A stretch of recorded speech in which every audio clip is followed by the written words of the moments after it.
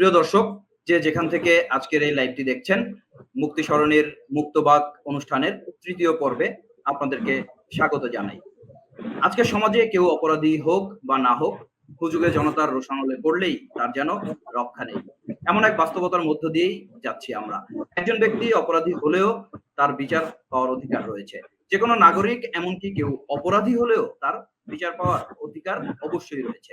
তারপরেও রাষ্ট্র ব্যবস্থা ও প্রচলিত আইনকে উপেক্ষা করে দেশে দেশে মবের নামে আইন হাতে তুলে নেয় এক শ্রেণীর মানুষ।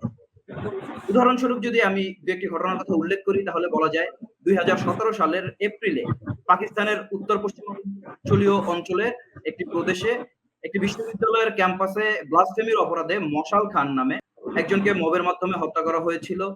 গরুর মাংস সাথে থাকার সন্দেহে কিংবা গোহত্যার জন্য ভারতে মবের মাধ্যমে মানুষকে পিটিয়ে হত্যা করার অনেক ঘটনার কথাও আমরা নিয়মিতই শুনতে পাই। ইদানিং বাংলাদেশেও আমরা মব শব্দটা প্রায়ই শুনি। কিন্তু কেন? মব কালচার কি সামাজিক ব্যর্থতারই প্রতিফলন?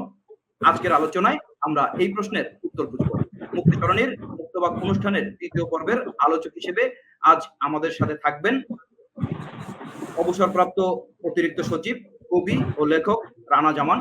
ইতোমধ্যেই আমাদের সঙ্গে যুক্ত হয়েছেন জাতীয় বিশ্ববিদ্যালয়ের সাবেক সহকারী পরিচালক ছড়াকার আতিক হেলাল, যিনি বিগত সরকারের রোষানলে পড়ে অন্যায়ভাবে চাকরিচ্যুত হয়েছিলেন। আলোচক হিসেবে আমাদের সাথে আরো যুক্ত হবেন বাংলাদেশ জাতীয়তাবাদী গবেষণা কেন্দ্রের chairman engineer A K M. Rezaul Karim. ইতোমধ্যে আমাদের সাথে যুক্ত হয়েছেন লেখক, সমাজকর্মী ও আয়কর আইনজীবী আমিনুল ইসলাম মামুন। আমাদের সাথে আছেন কবি ও আলোচক সুমন হোসাইন।